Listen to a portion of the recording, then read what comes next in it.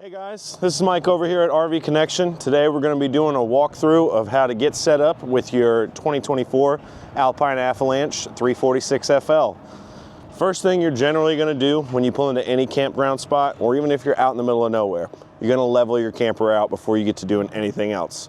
Alpine Avalanche has made it very easy for you. They do have 6-point hydraulic auto level on it. So all you're going to have to do is you're going to come over here to your panel. And most of them will come with a default pin on here. So turn this guy on. You're going to put in your pin 5241. Check it. And then there's an auto level button right here. All you'll have to do is push this auto level button and then it will start leveling itself out. It'll go front to back, then side to side. There's a bunch of sensors under the J-wrap in your bumpers. So that'll help get it set up. And that way your slides don't come out unevenly. Things will drain right from your tanks. That's the most important part of your setup, is that first step. You want to make sure everything's nice and level. That way you're not causing any undue strain on your camper. Next, what you're going to want to do is hook up your sewer system. No one wants to use a shower, a toilet, etc., and have all that water spilling out on the ground. You're not going to be a big friend of the campground. They're probably going to come talk to you. So you're going to take care of that next. Over here you have your dump station. You have your one drain pipe. Alpine Avalanche has made it super easy for you guys. There's all in one pipe. You don't have multiple drains. So once you get your sewer hose hooked up here, and your hose will have connectors on here that will slide right onto them, right onto these little nubs here. Keep it nice and locked in place so the wind doesn't blow it away. And when you're ready, you have two tanks that they've labeled here for you, your black and your gray. All you're gonna do is pull this cable out like it is right now, and that will release the catch valve in your tank to start allowing the waste to come out. If you wanna close it, all you do is push it right in, right here, just like that, and that'll stop the flow from that particular tank. Whichever one you're using, they operate the exact same way. After you've gotten your sewage attached, you're gonna come over here to your water control station. Now this is gonna look a little different on every year, make, and model. On this particular one, they've put it in a compartment. It's all centralized, so all your fresh tank hookups, so you can fill your fresh tank, your city water connection. You even have your black tank flush valve, which has sprayers mounted on the inside of your black tank. So when you hook the water up to it, it'll clean any hard sediments off the container walls. All that's gonna be right here. You're gonna wanna get it hooked up to your water hose. Almost any standard garden hose will work, but there are a couple that are special. When you check out, your parts specialist will tell you which one you need. But everything's nice and easy to get to right here, including your outdoor shower. You also have different power tank fills and a winterize option on this one. So if you were to winterize this yourself, all you'd have to do is hook up your water system and then put a hose in a bucket full of antifreeze and just flip it to the on switch like they have here. You do also have your low point drains for your fresh tank here. And what that means is that's your fresh potable water. If you guys are getting ready to leave, I would never recommend traveling with more than a third in there, just in case you need to stop and use your bathroom. That's gonna put a lot of undue strain if it's any more than that on the camper itself. All you have to do is twist these knobs here to the down position, like that. It's just a quick turn to the side and it will go ahead and drain your fresh tanks from this little low point drain right here, that white nozzle down there. And that you can drain anywhere. That is fresh, clean water, so no worries. Even if you're on a concrete pad somewhere, you can just go ahead and open that up. So this is gonna be your outside access panel to your on-demand tankless water heater. Before you set the temp inside on your control panel in your bathroom is normally where it's located.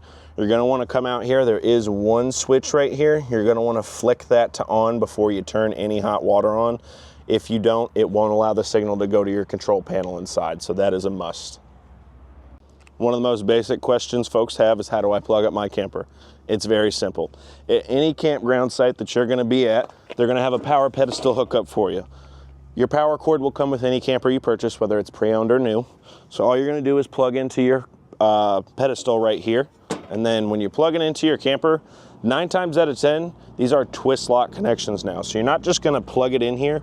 See how this twists? You know, and twist it all the way to the right until you feel it stop. That way you have a good, strong connection and you're not having any voltage issues inside with your appliances.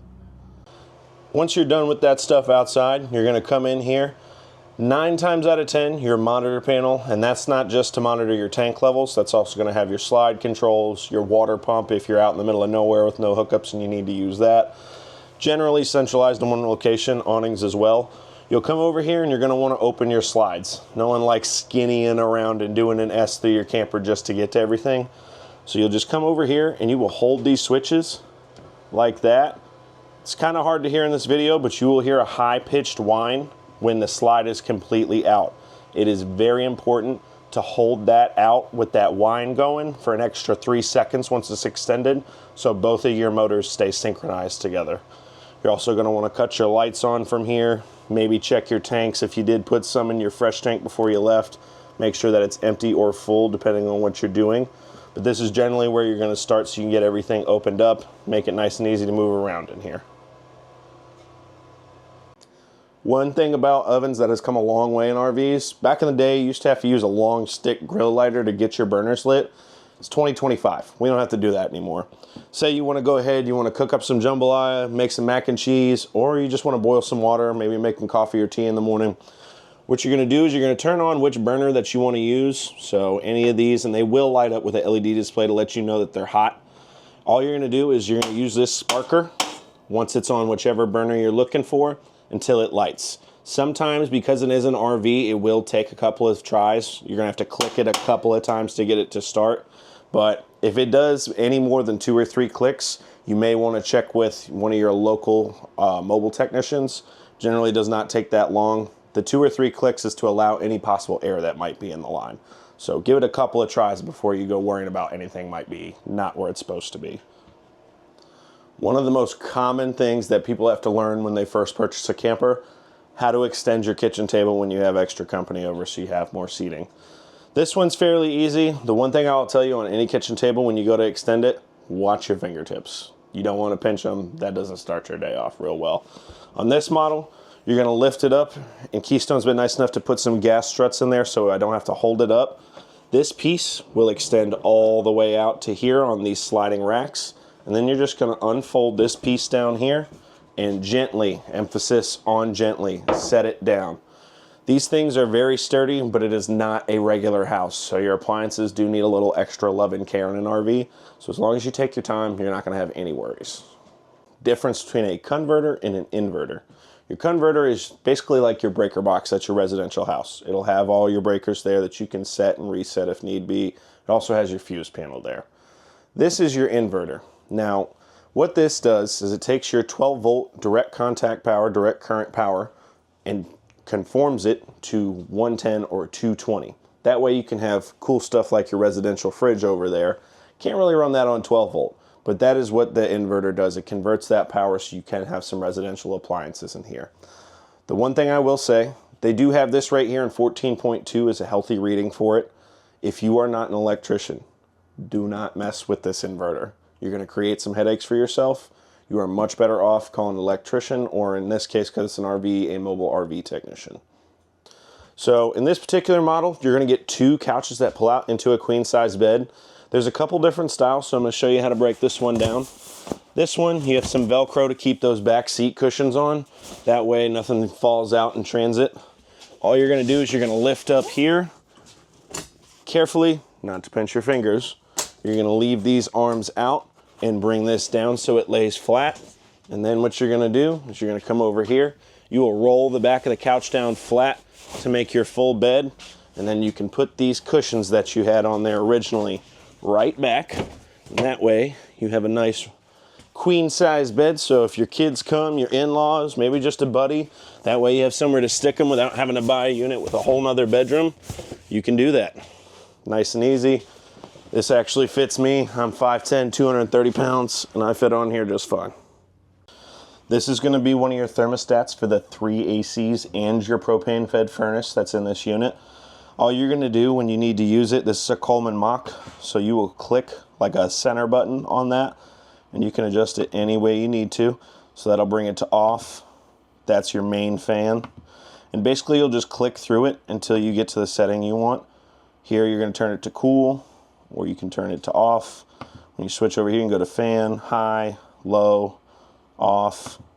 And that's how you gotta use that. If you need to change your temperature, you're gonna go to cool. You're gonna put your fan on high, and then you can set the temp by turning it once you've gotten back to the main menu, 72, 73, drop it down to 65, whatever you guys might need to do. A lot of RVs will come with a main living room TV. Some higher end models come with a bedroom TV. They just didn't elect to put one in this particular model. What you usually see is a television backer located here, or a TV backer here kind of deal. Most manufacturers will put that there. You can even pound on it to give yourself some reassurance if you need it.